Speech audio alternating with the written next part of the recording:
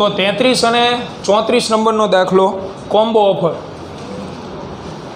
બે ભેગા જ છે, 33 નંબરનો અને 34 નંબરનો. એમાં ધોરણ 11નો ઉપયોગ વધારે છે. તો ઝડપથી ધોરણ 11માં એક વસ્તુ આવતી હતી ત્રીજા ચેપ્ટરમાં, એ બીજી વખત ભણાવી દઉં તમને. તો ત્રીજા ચેપ્ટરમાં 2 પ્રકારના દાખલા આવતા હતા, માત્ર 2 પ્રકારના. પહેલું,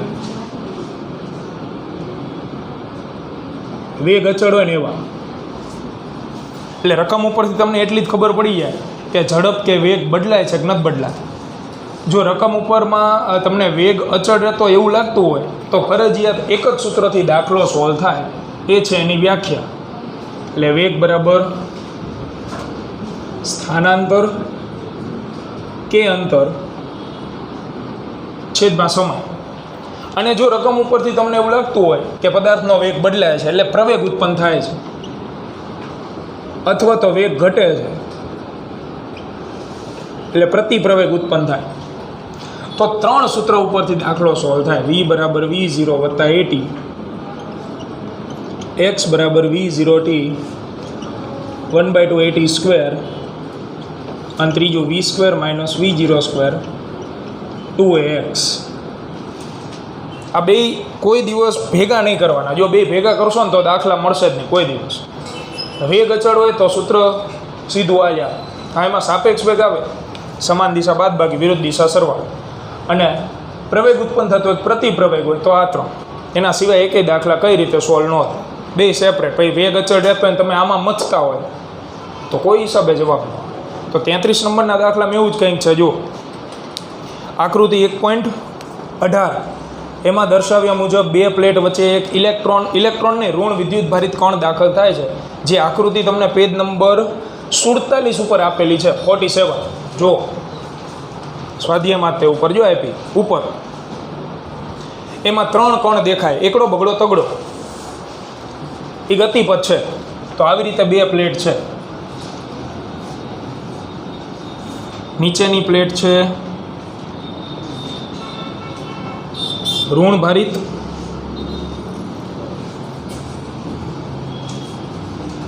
અને ઉપરની પ્લેટ ધન ભારિત. આવી રીતે. તો એક એમ દળ ધરાવતો કણ અને જેનો વિદ્યુતભાર -q હોય એ દાખલ થાય છે. આ દાખલ થયો x દિશાને સમાંતર એવું કીધું. આ શરૂઆતમાં આમ ગયો એમ દળ અને -q વિદ્યુતભાર. બોલો શું ફેર પડે? આ પોતે માઇનસ વિદ્યુત ભારિત કોણ છે, કઈ બાજુ ગતિ કરે? એ તો દોરીને જ આપી હશે તમને, એ આકૃતિમાં હતી. આવડી આ પ્લેટ એને શું કરશે? અપા કરશે ને, અને ઉપરની પ્લેટ એને આ કરશે, એટલે કણનો ગતિપથ થઈ જાય આવો. જો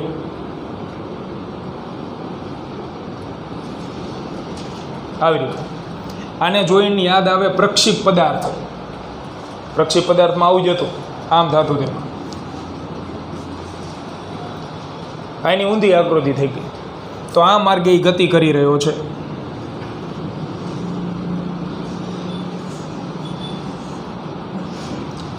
તો હવે જે તે બિંદુએ તમારે વેગ જોતો હોય તો શું દોરવા પડે? સ્પર્શક. જો ભાઈબંધ, જ્યારે વક્રાકાર માર્ગે કોઈ પદાર્થ ગતિ કરતો હોય તો એ વર્તુળ ગતિ જ થઈ.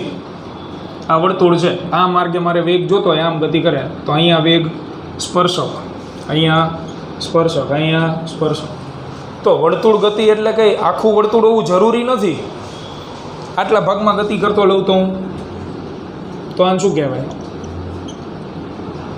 આ તો ચાપ એટલે વર્તુળનો જ ભાગ થયો ને. જેવું તમને વર્તુળ ગતિમાં જોવા મળે ને એવું જ ચાપમાં જોવા. અહીંયા વેગ કીધું હોય તો શું દોરવો પડે? સ્પર્શક. સમજાય છે? એટલે આ ઈ જ છે. શરૂઆતમાં વેગનો માત્ર એક જ ઘટક હાજર હતો, એક્સ. એક્સ દિશામાં ગતિ કરતો હતો ને એટલે શરૂઆતમાં. પછી જેમ જેમ આગળ ગયો એમ વક્રાકાર માર્ગે વળાંક વાળતો ગયો. તો વળાંક વળતો જાય એટલે હવે તમારે જે તે બિંદુએ વેગ જોતો હોય, ધારો કે અહીંયા વેગ જોતો હોય તો દોરવો પડે સ્પર્શક વી સદીશ. અહીંયા સ્પર્શક રોજ જાગ ઉઠેંગે ભાગ અમારા વી સદીશ. એટલે કહેવાનો મિનિંગ જ્યાં તમને વક્ર ગતિપથ દેખાતો હોય ત્યાં વેગ જોતો હોય તમારે શું દોરવું આપણે? સ્પર્શક. સ્પર્શક આવે એટલે સ્પર્શક ત્રાંસા હોય, ત્રાંસા સદીશ હોય એટલે ફિઝિક્સમાં કેટલા ઘટક આવે? ફરજિયાત 2 ઘટક આવે. એટલે આ પહેલો ઘટક જે હવે થશે શિરોલંબ ઘટક એટલે કે વાય, અને આવડો તો Vx. આમાં એવું જ આ Vx આ Vy 2 ઘટક થઈ ગયું. આ પ્રમાણે આપેલું છે. પ્રક્ષેપ પદાર્થમાં એવું થતું હતું, અહીં ટોચ ઉપર પદાર્થ પહોંચતો હતો તો વેગનો કયો ઘટક જીવતો રહેતો હતો? x જ. વાય ઘટક તો 0 થઈ જતો હતો ને. આમાં તમે આમ દોરતા હતા, અહીં નજીક નીચે આવે તો આમ. બરાબર છે. તો આ જ વસ્તુ છે. હવે આમાંથી તમારે મને જવાબ આપવાનો છે ખાલી કે વેગનો કયો ઘટક અચળ વેગી ગતિ કરતો હશે અને કયો ઘટક પ્રવેગી ગતિ કરતો હશે. પ્રવેગી એટલે કે કયા ઘટકમાં ફેરફાર થતો હશે. બોલ. આખો ગતિપથ તમે જુઓ ને રેડ કલરની પેનનો, તો વેગનો કયો ઘટક સતત બદલાતો હોય અને કયો ઘટક ન બદલાતો હોય? એક જ. એ જવાબ આપો. એક્સ ઘટક જો પહેલાં આટલો છે, પછી અચળ, પછી અચળ, એ અચળ જ રહેશે. વાય ઘટક રહ્યો જેમ જેમ કણ ઉપર જાય એમ કોની નજીક જઈ રહ્યો છે? પ્લસ. એટલે આકર્ષણના લીધે એનો વેગ સતત શું થાય? વધે. પણ કઈ દિશામાં વધે? એક્સ દિશામાં ઉપર વધે. એટલે વાય ઘટક રહ્યો ને એ મોટો થતો જાય. જો અહીં નાનો છોટું દોર્યું, આ મોટું દોર્યું, હજી આગળ જાઓ તો હજી મોટો હશે. આની લંબાઈ એક જ સરખી. એક ઘટકની લંબાઈ બદલાશે નહીં, એ સમાન રહે. કારણ કે એક્સ દિશામાં ક્ષેત્ર જ નથી. વિદ્યુત ક્ષેત્ર કઈ દિશામાં છે? વિદ્યુત ક્ષેત્રની દિશા કઈ હતી? વિદ્યુત ક્ષેત્રની દિશા વિદ્યુત ક્ષેત્રની દિશા કઈ હતી? હે? ધન? સારું, ધનથી ઋણ માત્ર. વિદ્યુત ક્ષેત્રની દિશા હતી ધનથી ઋણ, એટલે આમ નીચે. તો જે દિશામાં ક્ષેત્ર હોય અહીંયા કણ રહ્યો એ પ્રવેગિત થાય. એટલે કણ રહ્યો એ ઉપરની સાઈડ જાય છે. ઋણ વિદ્યુત ભારિત છે ને એટલે. જો મને પ્લેટ આમ દોરીને આપી હોત તો અને કણ આમ દાખલ થતો હોય તો વાય દિશામાં સરખું રહે, કોઈ જ વાંધો નથી. એ આમ જતો હોય તો ટૂંકમાં આમાં કયો ઘટક બદલાતો હોય? આડો. ઊભો ઘટક કેવો રહે? અચળ. બરાબર છે. તો આ વસ્તુ તમારે ખાલી એક જ વસ્તુ આઈડેન્ટિફાય કરવાની છે કે વેગનો કયો ઘટક અચળ રહે છે અને વેગનો કયો ઘટક સતત બદલાય છે. એટલે દાખલો થઈ જાય પૂરો. એટલે આમાંથી વેગનો એક્સ ઘટક અચળ રહે છે. પહેલાં આપણે એના વિશે લખીએ કે એક્સ દિશામાં કણ કેવી ગતિ કરે છે? તો કે અચળ વેગી.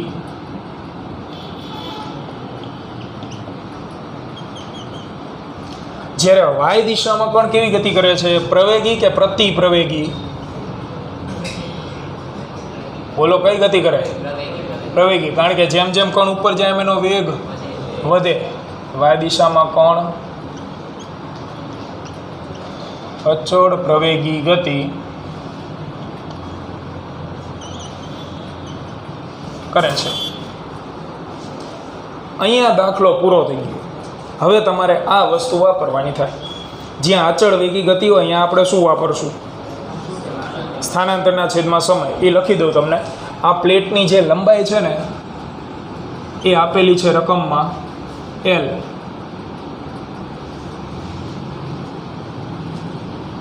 જ્યારે આ બે પ્લેટ વચ્ચેનું જે અંતર છે એ આપી દીધું છે y. તો તમે રકમ વાંચો ને તો એમાં L એક જ દેખાશે. સૂત્ર સાબિત કરવાનું ને એમાં L છે. વાયના દર્શન નહીં થાય. વાંચો જો છે વાય. અમુક વાંચ્યા વગર એમ ના નથી. તમે કોઈ થોડું ખોટું નથી. વાય નથી. જો તો ખરાબ. એમને ગુજરાતીમાં લખ્યું. જો છેલ્લે સૂત્ર સાબિત કરવાનું, કોના બરાબર સાબિત કરવાનું? શિરોલંબ વિચલન લખેલું એવું. એ શિરોલંબ વિચલન બરાબર સૂત્ર સાબિત કરવાનું છે તમારે. તો એ શિરોલંબ વિચલન એટલે જ વાય દિશા થઈ. વિચલન એટલે દિશા બદલાવી. જો આ પ્લેટ ન હોત તો કણ બિચારો સીધો સીધો આમના માયલો જતો. પ્લેટ આવી ગઈ એટલે કણ કયા માર્ગે જતો રહ્યો? આમ. તો એની જે દિશા બદલાણી, કઈ દિશામાં બદલાણી? વાય દિશા. તો શિરોલંબ વિચલન નીચે અંડરલાઈન કરજો. અને એ શિરોલંબ વિચલન એટલે આવડું આ વાય દિશામાં જ છે. તો એ વાય આપેલું જ તમને. જો બે પ્લેટ ઊભી રાખી હોય તો વિચલન આવે તો સમક્ષિતિજ આડું. બરાબર છે. તો આના બરાબર સાબિત કરવાનું સૂત્ર તમારે. એ જે મોટું મસ્ત મોટું સૂત્ર આપેલું છે એ જ આપણે મેળવવાનું છે, જે બહુ આરામથી મળી જશે. મળી જ ગયું એમ સમજો ને તમે. હાલો, આમાં કોઈને કઈ ડાઉટ? હા કે ના? હા કે ના? તમારે જે લખવા માંડો જે હોય. અમારે 35 લાવવાના, બીજો કંઈ નથી. બે પ્રકારની ગતિ થાય, બે વિશે લખી નાખી. અચળ વેગી ગતિ તો સૂત્ર વાપરશું આપણે સ્થાનાંતરના છેદમાં સમય. કયો ઘટક લખશું? એક્સ. તો વી એક્સ બરાબર કાપેલ અંતર છેદમાં લાગતો સમય. બોલો એક્સ દિશામાં કેટલું અંતર કાપશે કોણ? એક્સ દિશામાં એલ છેદમાં લાગતો સમય ટી. સમીકરણ 1. હવે વાય દિશામાં અચળ પ્રવેગી ગતિ કરે. પ્રવેગી ગતિ કરતો હોય તો આ 3 સમીકરણમાંથી એક વાપરવા, જે વાપરવું હોય. તો શેના બરાબર સાબિત કરવાનું આપણે? અંતર બરાબર ને, વાય બરાબર. તો જેમાં અંતર આવતું હોય એવું સમીકરણ કહો મને. પહેલામાં અંતર છે કેન્સર, બીજામાં અંતર છે વાપરી શકો, ત્રીજામાં અંતર છે પણ ત્રીજામાં લોચો કેવો થાય? ગઈકાલ જેવો ને જેવો. અંતિમ વેગ છે આપણી આગળ, અંતિમ વેગ નથી. તો આપણે ફરજિયાત કયું નક્કી કરશું? બીજું. એટલે અહીંયા આકૃતિ ઉપરથી પ્રારંભમાં વેગનો વાય ઘટક શું છે? શૂન્ય. પ્રારંભમાં વેગ પાસે વાય ઘટક જ નથી, એક્સ દિશામાં જ ગતિ કરે. તો આમાં અચળ પ્રવેગી ગતિ છે. તો અચળ પ્રવેગી ગતિના સમીકરણ મુજબ લખાવો. બીજા સમીકરણ ઉપરથી શું લખાય? એક્સની જગ્યાએ શું લખાય હવે? Y equal to V0 YT. V0 ખરા પણ વાય દિશાનો પ્રારંભિક વેગ પ્લસ 1/2 AT². હવે પ્રારંભમાં તો વેગનો વાય ઘટક શું હતો? 0. એટલે V0 Y ઇક્વલ ટુ 0 લખાય. તેથી વધશે y બરાબર 1/2 AT². તો ગઈકાલે જ આપણે તાજી વાત થઈ કે હવે તમારે ગુરુત્વ પ્રવેગ ભૂલી જવાનો છે. એની જગ્યાએ તમારે કયો પ્રવેગ યાદ રાખવાનો થશે? તો વિદ્યુત પ્રવેગ. વિદ્યુત પ્રવેગ ક્યાંથી મળે? 3 સૂત્ર હતા. F બરાબર ma. Fની જગ્યાએ q ઇક્વલ ટુ ma. તો a બરાબર હા. તો આ જે રહ્યું ત્યાં મૂક દો. તેથી y બરાબર 1/2. એની જગ્યાએ q કયો લેશો? તો કયો વિદ્યુત ભાર છે? -q. માઇનસ લેવાનું નહીં, એટલે q e upon m into t². સૂત્ર સાબિત થઈ ગયું. ટીની જગ્યાએ શું મૂકવાનું? સમીકરણ 1 ને કરતાં બનાવવો જોઈએ. ટીમાંથી ટી બરાબર શું લખાય? L upon Vx. મૂક દો અહીંયા સમી 1 પરથી ટી બરાબર L અપોન Vx મૂકો અહીંયા. y બરાબર QE અપોન 2m. અહીંયા લખશું L અપોન Vx અને એનો શું? વર્ગ. જો આવું જ સૂત્ર આપ્યું છે QEL² 2m Vx². આપેલું એવું જ આ સાબિત. તો તમે બે ફેક્ટર અલગ અલગ અને સેપરેટ પાડશો ને તો દાખલો હેલો પડશે. એક્સ દિશામાં અચળ વેગી ગતિ એટલે વ્યાખ્યા વાપરી, વાય દિશામાં પ્રવેગી ગતિ એટલે બીજું સમીકરણ વાપરી દીધું. એમાં પ્રારંભિક વેગ 0 હતો, પ્રવેગ તો 12મું ધોરણ તો ખાલી આટલું જ છે આ દાખલામાં. 12મા ધોરણમાં મૂકવાનું કારણ તો ખાલી આ 3 સ્ટેપ જ, બાકી બધો કન્ટેન્ટ ધોરણ 11નો જ છે. જેટલું લખ્યું ને તો 11મા ધોરણનું જ, ખાલી રેડ પેનથી જે લખ્યું એ 12મા ધોરણનું છે. એટલે તમને મળે છે આવડું આ શિરોડમ વિચલન. 34 નંબરનો દાખલો તો એ જ છે, પણ કિંમત આપી બધી, અને કિંમત તમારે હવે શું કરવાની આમાં મૂકી દેવાની. એટલે કોમ્બો ઓફર છે, ફટાફટાને પૂરો કરો.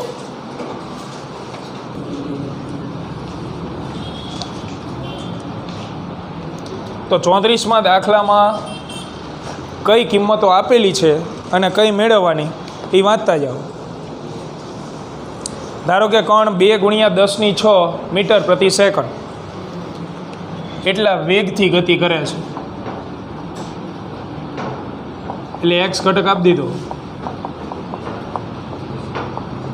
2 × 10⁶ મીટર પ્રતિ સેકન્ડ. બીજું આગળ શું આપ્યું? 2 પ્લેટ વચ્ચેનું અંતર આપેલું છે ને, 2 પ્લેટ વચ્ચેનું, બરોબર. તો 2 પ્લેટ વચ્ચેના અંતરને આપણે આ સૂત્રમાંથી કઈ સંજ્ઞા આપેલી છે? વાય. એટલે એ તમને વાય આપી દીધું છે. વાય બરાબર છે 0.5 સેમી, 0.5 10⁻² મીટર. આગળ શું આપેલું છે? વિદ્યુત ક્ષેત્ર કેટલું છે? 9.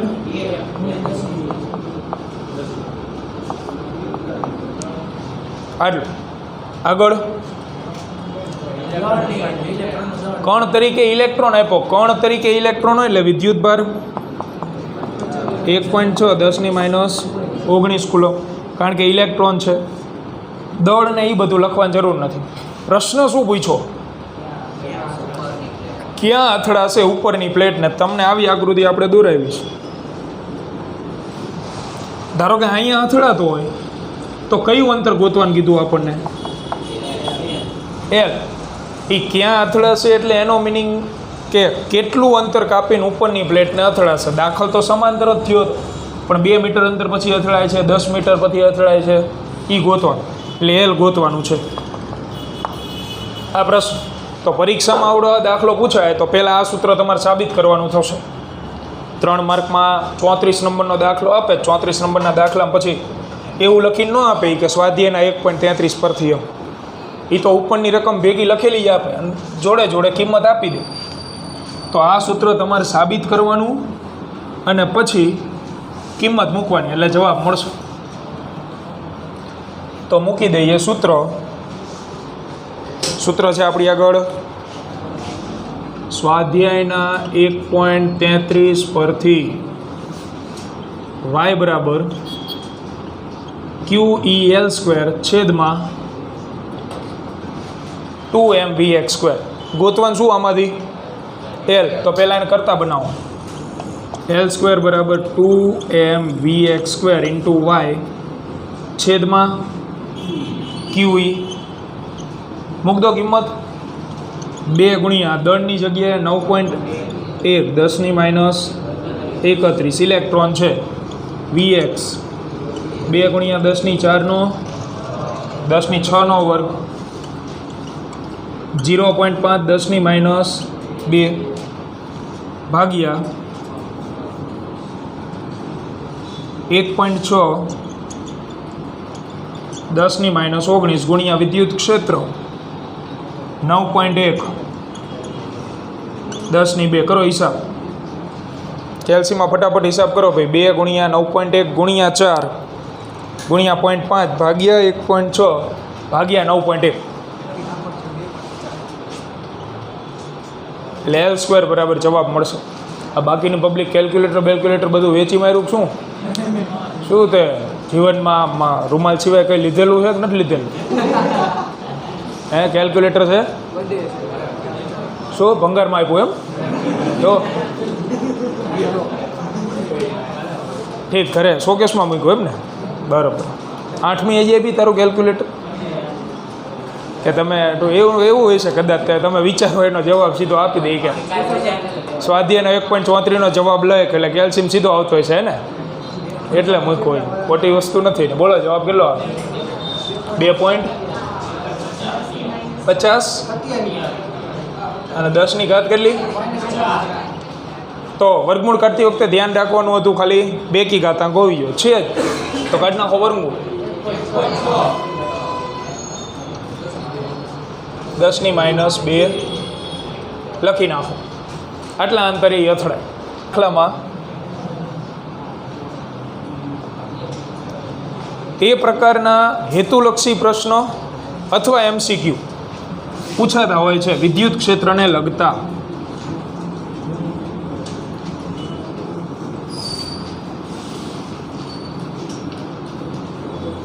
તો સોલ્વ કરીએ ને રકમ વાંચતા જાઓ.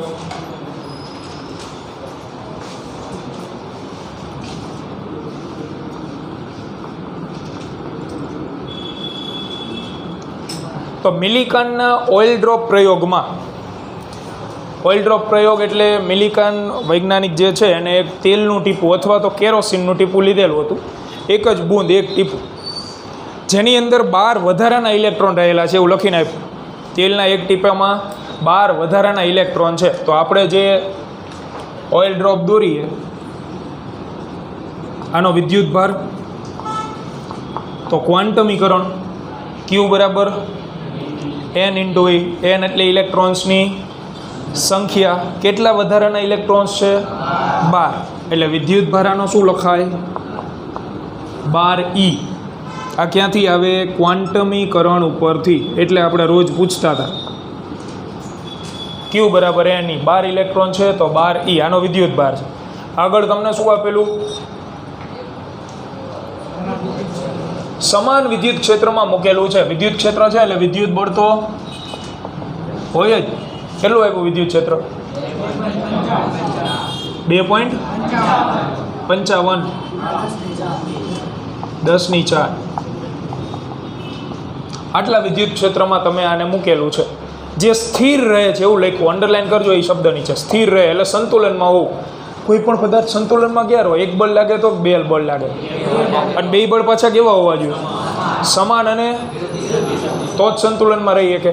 એટલે ઓઇલ ડ્રોપ જે છે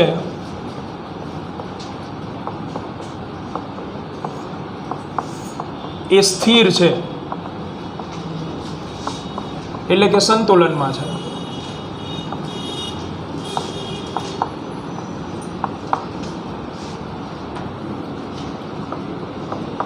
સ્થિર રહેલું છે. વિચારતા જઈએ આગળ શું આવે. આગળ તમને બીજા ડેટા આપેલા એ લખી દે. ઘનતા કેટલી આપી? 1.26. પણ ગ્રામ પ્રતિ સેમી ઘન એ ન હાલે, તો આને ફેરવી SI માં. 1.26 ગ્રામની જગ્યાએ 10⁻³ કિલોગ્રામ. મીટર ઘન, તો મીટર ઘન તમારે લખવું હોય, મીટર લખવું હોય તો 10ની થઈ જાય -6, કારણ કે 10⁻² નો શું થઈ જાય? ઘન. તો આ મળે 1.26 10⁻³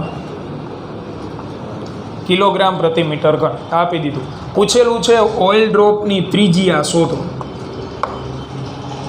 ત્રિજ્યા ગોતવાની. તો આખો દાખલો આના ઉપર જ છે. એટલે MCQ એટલા માટે કીધો, સાઇઝ પ્રમાણે નહીં. વિચારવાનું શું અંદર કયા 2 બળ લાગે.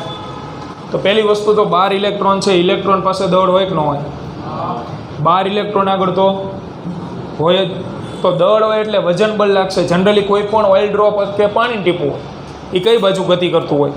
નીચે. નીચે ગતિ કરવાનું કારણ છે વજન બળ. અંદર ઇલેક્ટ્રોન ભરેલા હોય ને એટલે. પણ આ તો સ્થિર આપેલું. તો સ્થિર આપેલું એટલે એનો મિનિંગ આટલું ને આટલું બળ ક્યાં લાગતું હોય? ઉપર. તો વિચારો કયું બળ હોય? કયું ક્ષેત્ર હાજર છે? વિદ્યુત ક્ષેત્ર. કયું બળ હોય? દાખલો પૂરો કે સંતુલન લેવા માટે વિદ્યુત બળ અને વજન બળ બે કેવા હોવા જોઈએ? સમાન હોવા જોઈએ. તો સંતુલન માટે વજન બળ ઇક્વલ ટુ વિદ્યુત બળ. વજન બળનું સૂત્ર mg. વિદ્યુત બળના 2 લખાય એવા, કે Q1 Q2/r² વાપરવાનું કે QE વાપરવાનું?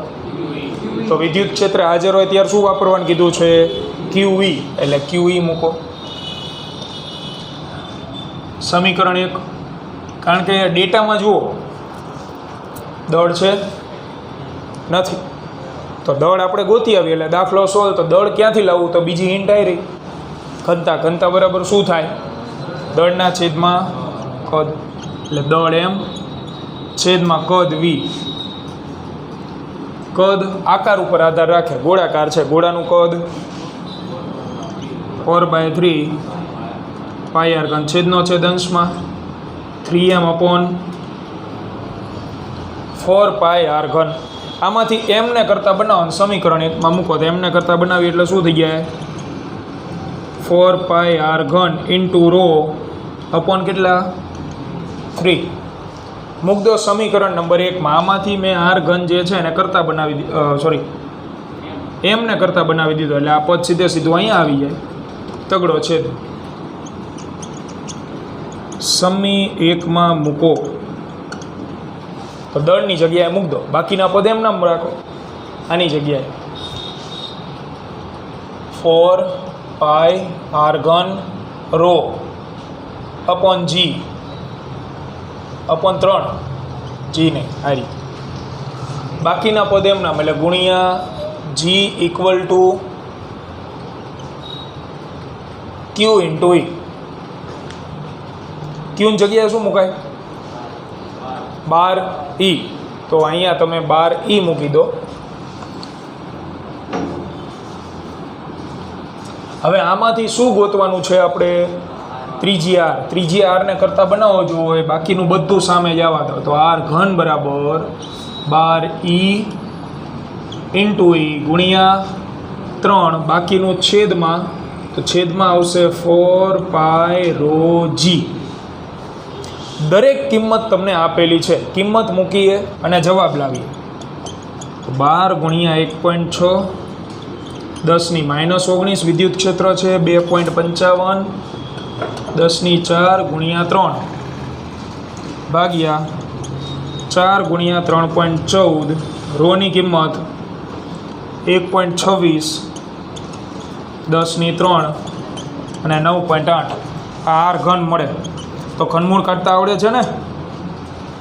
તો ભૂલી ગયા? શીખવાડી દેશું. 24/28 એટલે જે આંકડો હોય ને એ લખી નાખવાનો કેલ્શિયમ, પછી 2 વખત વર્ગમૂળની નિશાની દબાવો, પછી ગુણ્યા એની નિશાની, પછી 4 વખત વર્ગમૂળ દબાવો, પછી ગુણ્યા, પછી 2 વખત વર્ગમૂળ, પછી ગુણ્યા, પછી શાંતિથી 8 વખત વર્ગમૂળ અને છેલ્લે ઇક્વલ ટુની નિશાની, એટલે ઘનમૂળ મળે. કેલ્ક્યુલેટર કેટલા આગળ? બરાબર, શીખવાડ દઉં. કેલ્સીની અંદર 27 લખો. પહેલાં જાણીતી કિંમતનું ઘનમૂળ કાઢી દે. લખો 27. લખ નાખ્યું 27. 27નું ઘનમૂળ કેટલું થાય?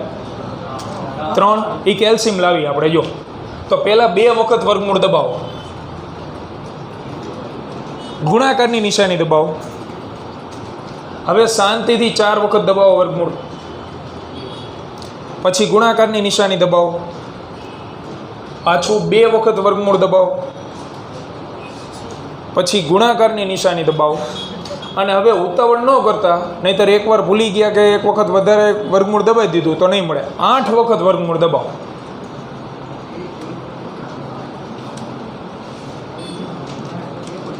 આવી ગયું? જવાબ નહીં આવે, ધ્યાન રાખજો. 8 વખત વર્ગમૂળ દબાવી દીધું. હવે બરાબરની નિશાની દબાવો. કેટલું આવ્યું? 2.9994 એટલે 99 એટલે એ ઘનમૂળ કેટલું થયું? 3. આવી રીતે મળે. એટલે પહેલાં તમે આનો હિસાબ કરશો, એમાં જે આંકડો આવે એનું 24/28 કાઢો એટલે ઘનમૂળ. પણ ઘનમૂળ કાઢતા પહેલાં ધ્યાન રાખજો બાળકો, જેમ વર્ગમૂળ કાઢતા પહેલાં ધ્યાન શું રાખવી છે આપણે? ઘાતાંક કેવી હોવી જોઈએ 2ના ગુણાંકમાં? તો ઘનમૂળ કાઢતા પહેલાં ઘાતાંક કેવી હોવી જોઈએ?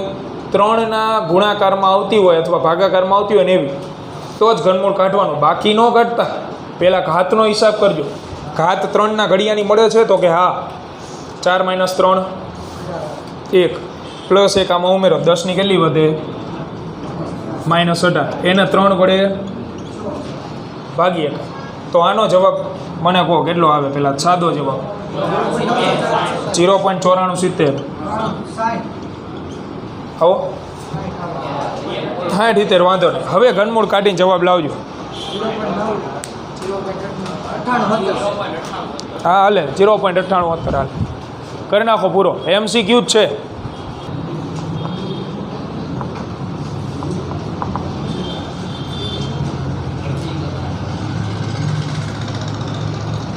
તો વિદ્યુત ક્ષેત્રના MCQ આપણે નથી કરાવતા કારણ કે એ આ જ આવશે mg બરાબર q. નવીન બીજા વધારે MCQ આવશે ઓલી દિશાઓવાળા ચોરસ ત્રિકોણ કેન્દ્ર ઉપર ગોતવાના એના. બાકી એમાં બીજી કોઈ ખાસ નવીન પ્રકારની પેટર્ન નહીં જોવા. એક જ આવશે QE બરાબર mg વાળા વધીને ગુરુત્વાકર્ષી બળ આપી દે સામે Gm1m2/r². આગળનો ટોપિક થિયરી છે વિદ્યુત ક્ષેત્ર રેખાઓની લાક્ષણિકતાઓ.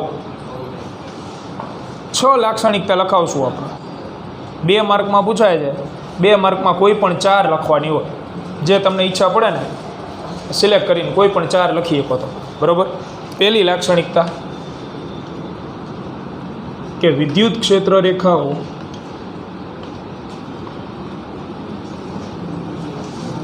ધન વિદ્યુત ભારમાંથી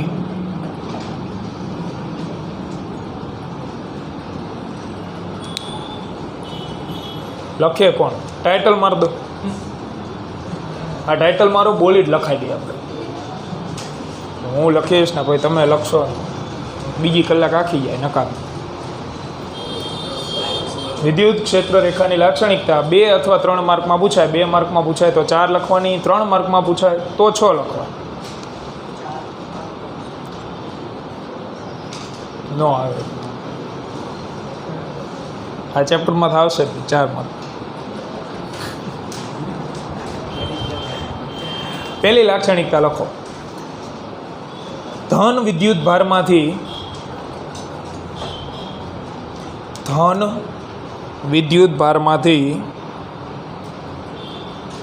વિદ્યુત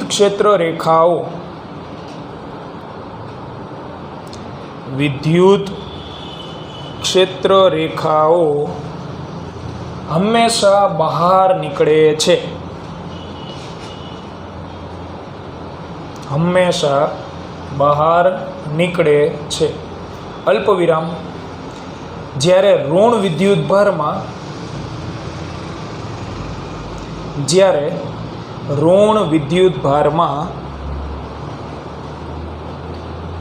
વિદ્યુત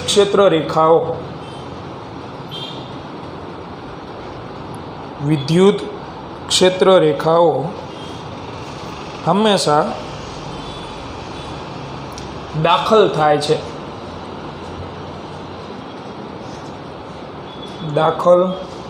છે. પછી બગડો. બીજી લાક્ષણિકતા. તો એના માટે આકૃતિ છે, પહેલાં સમજી લો પછી લખાય. એ આકૃતિ તમારે દોરવાની છે. આ છે ધન વિદ્યુત ભાર, આ છે ઋણ. એટલે ધનમાંથી ક્ષેત્ર રેખા નીકળી હોય એ જ ઋણમાં દાખલ થાય. એવી રીતે આમ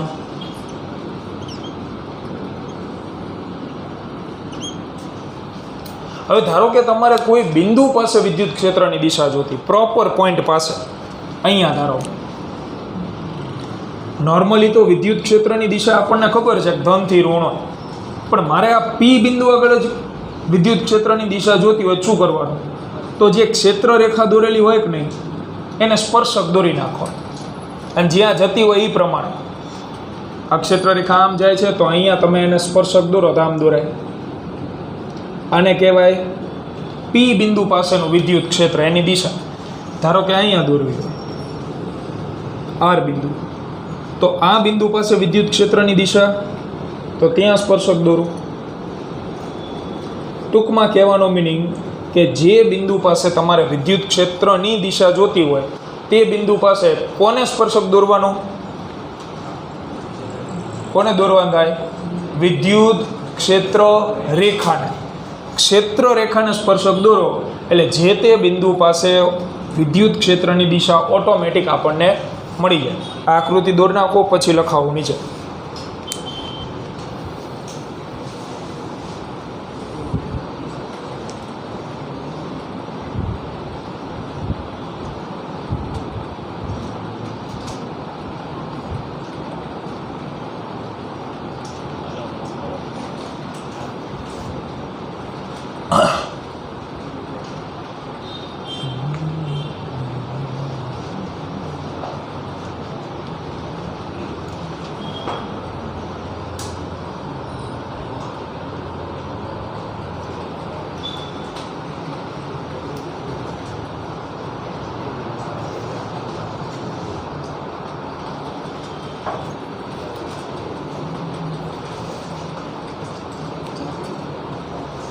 દોરી ગઈ. લખો લાક્ષણિકતા. કોઈ પણ બિંદુ પાસે વિદ્યુત ક્ષેત્રની દિશા, કોઈ પણ બિંદુ પાસે વિદ્યુત ક્ષેત્રની દિશા તે બિંદુ પાસે વિદ્યુત ક્ષેત્ર રેખાને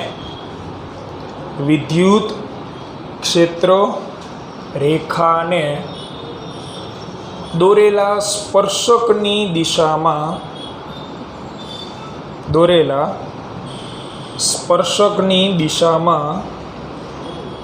હોય છે.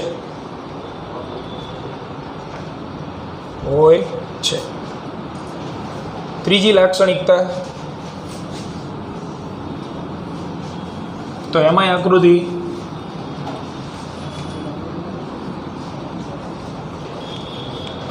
એમાં આવશે. આમ જો, આ બાજુ એક વિદ્યુત ક્ષેત્ર છે જેનું નામ છે E1. ધારો કે 2 ન્યૂટન પ્રતિ કુલમ છે, અને આમ વિદ્યુત ક્ષેત્ર છે E2, એ છે 5 ન્યૂટન પ્રતિ કુલમ. તો યાદ રાખો, કોઈ દિવસ ક્ષેત્ર રેખાઓ એકબીજાને છેદશે નહીં. શું કામ ન છેદે? એનું કારણ છે, કારણ કે જો છેદે તો છેદ બિંદુ પાસે શું થાય? આ છેદ બિંદુ છે O, ત્યાં તમને 2 અલગ અલગ દિશામાં વિદ્યુત ક્ષેત્ર મળે. જો, કારણ કે ઉપરનો પોઈન્ટ લખો, સ્પર્શક દોરો તો વિદ્યુત ક્ષેત્રની દિશા. હવે અહીંયા સ્પર્શક દોરું, આને લખતો તો ક્યાં આવે? આમ. આ બીજું, એટલે બીજી ક્ષેત્ર રેખા એને નામ આપી દઈએ આપણે. અને આ પહેલી, અને પહેલી ક્ષેત્ર રેખાને સ્પર્શક દોરું તો એ આવે આમ. તો એક જ બિંદુએ કેટલા ક્ષેત્ર મળ્યા? 2. એવું શક્ય છે? એક બિંદુએ કોઈ દિવસ 2 ક્ષેત્ર અસ્તિત્વ જ ન ધરાવે. એનો મિનિંગ એવો થયો કે ધન ને ઋણ 2 વિદ્યુત પર એક જગ્યાએ, અથવા 2 ધન વિદ્યુત મૂલ્ય હોય એક જગ્યાએ, 2 અલગ અલગ પ્રકારના, પણ દિશા ન હોઈ શકે. એટલે આ આકૃતિ દોરો, પછી ત્રીજો મુદ્દો લખાવીએ આપણે.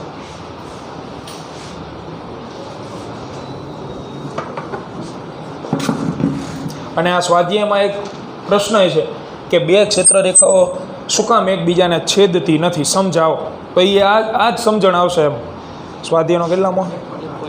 1.7. એટલે ત્રીજી લાક્ષણિકતા જે આપણે લખાવશું એ સ્વાધ્યાયના 1.7નું જ સોલ્યુશન છે.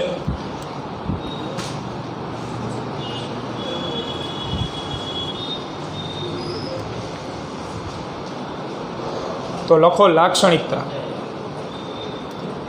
2 વિદ્યુત ક્ષેત્ર રેખાઓ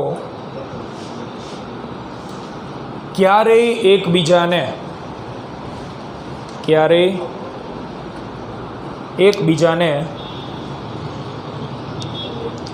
છેદતી નથી.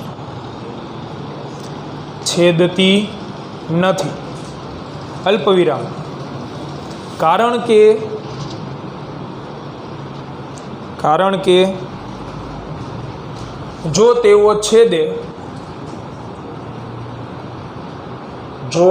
છેદે તો છેદ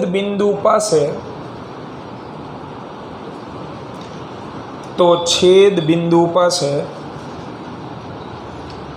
બે વિદ્યુત ક્ષેત્રો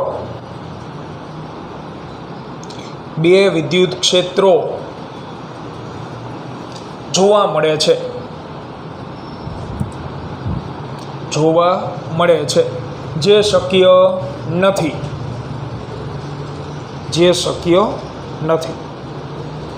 તો ચોથી, પાંચમી અને છઠ્ઠી લાક્ષણિકતા બપોરના લેક્ચર, બરાબર? આ 3 તૈયાર કરી નાખજો.